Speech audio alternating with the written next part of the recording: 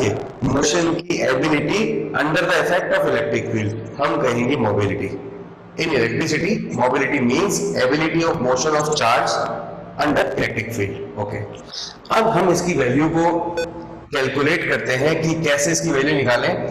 Formula तो हमें याद है ड्रिफ्ट वेलोसिटी का formula. So formula of drift velocity यहां पर लिखेंगे, एक second, from formula of drift velocity. Drift velocity का फॉर्मूला क्या होता है? vd e tau by m। Vector form में हम यहां पर वेक्टर लगाएंगे, यहां पर वेक्टर लगाएंगे, यहां माइनस लिखेंगे, ठीक है। अब यहां पर आप देखिए E क्या है? Charge on electron, charge on electron which is equal to 1.6 10⁻⁻19 coulomb, constant है। ओके, यहां पर m क्या है? Mass of electron which is 9.1 10⁻31 kg। यहां पर टो क्या है? यहां पर टो है रिलैक्सेशन टाइम। यहां पर टो क्या है? Relaxation time. तो किसी कंडक्टर में रिलैक्सेशन टाइम हमने लास्ट टॉपिक में पढ़ा हुआ है। तो रिलैक्सेशन टाइम किसी कंडक्टर में उस कंडक्टर के मटेरियल पर और टेम्परेचर पर डिपेंड करता है।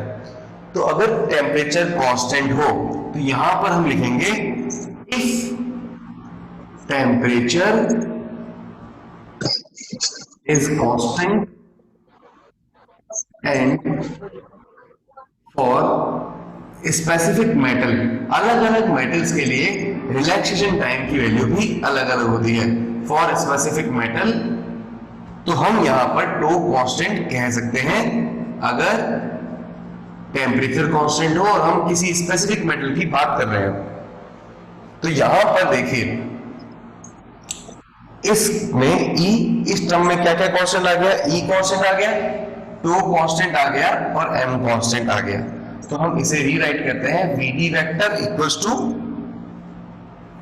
ओके, और यहां पर माइनस E वेक्टर। यहां पर नेगेटिव हमने लास्ट लेक्चर ड्रिफ्ट वेलोसिटी में पढ़ रखा है।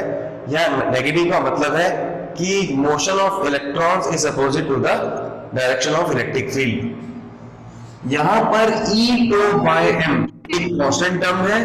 इस E tau by M term को, कांस्टेंट टर्म को हम लिखेंगे म्यू, और ये कांस्टेंट ही हमारे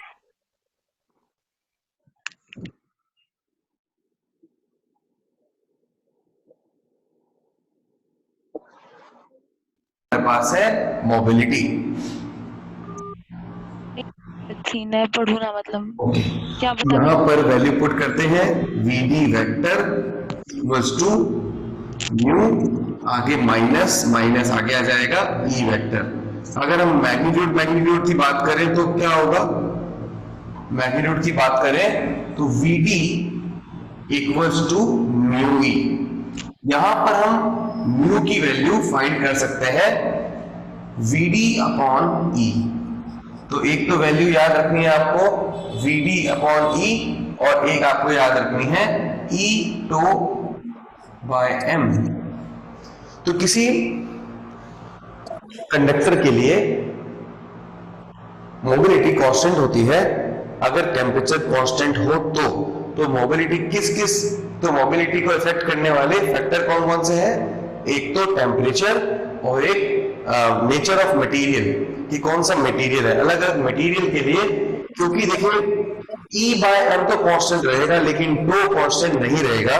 टो तभी कांस्टेंट रहेगा जब टेम्परेचर कांस्टेंट रहे या किसी स्पेसिफिक मेटल की बात कर रहे हो। अलग अलग मेटल्स के लिए टो की वैल्यू भी अलग अलग होगी, चाहे टेम्परेचर कांस्टेंट भी हो। दो फैक्टर याद रखने हैं, temperature and nature of material. दूसरा, यहां पर एक डेफिनेशन और बनेगी जिसे आप एग्जाम में यूज कर सकते हैं। इस डेफिनेशन को आप एग्जाम में यूज मत कीजिएगा, यहां से क्वांटिटेटिव डेफिनेशन हम यूज करेंगे। तो ये डेफिनेशन क्या होगी? Ratio of, it is defined as the, it is defined as the ratio of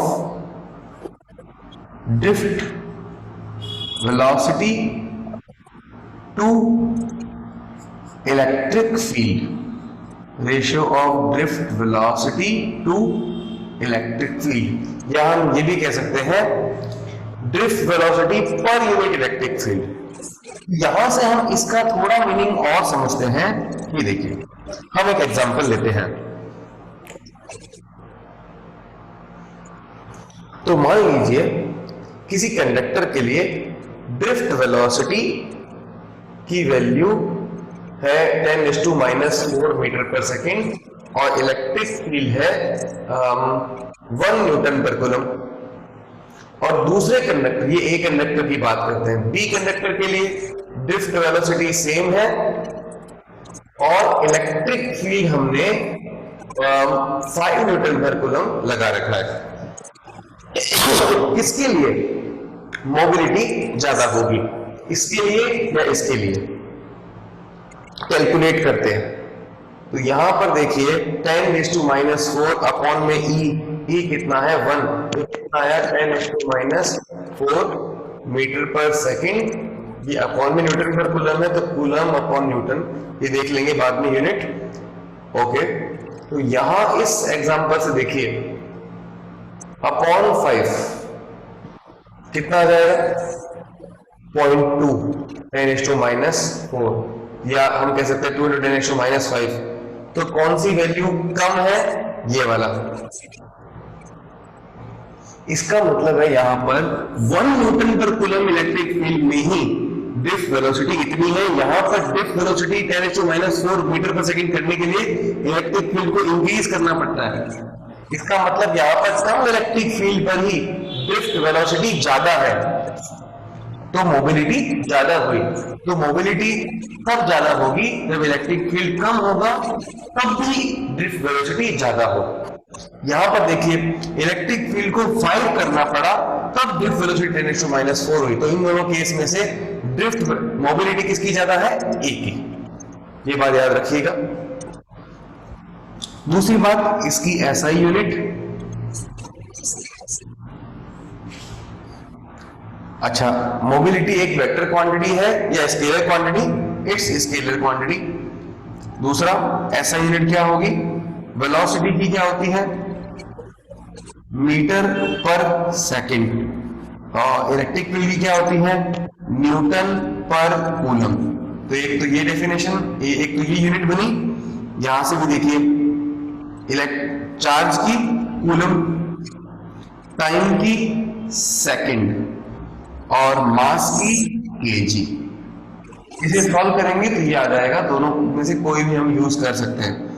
और डायमेंशन क्या बनेगी? m-1। इसकी क्या होती है? चार्ज की 80, ये है L0 T2 A1।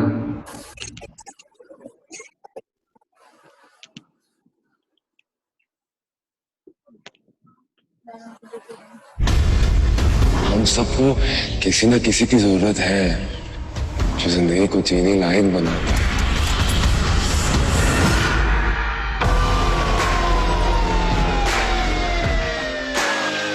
Hi, I'm Officer N. Hello. I'm here to investigate the death of Anushka Rao. Anushka Rao, your counselor? She was having an affair with one of the students. उस student का नाम क्या है? आरव शर्मा। अगर आरव नहीं तो reject नहीं।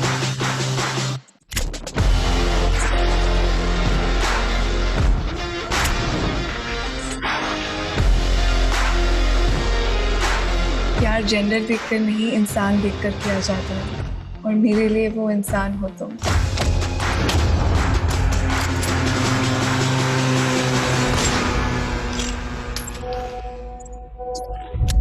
Nothing is what it seems in Jefferson World. यहाँ जो दिखता है वो कभी होता नहीं, और जो होता है वो कभी दिखता नहीं।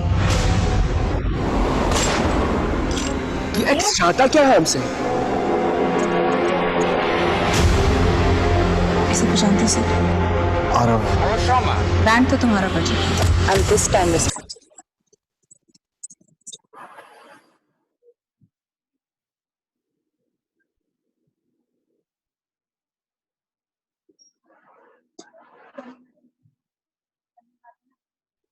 टॉपिक आपका खत्म है ना? क्या सर?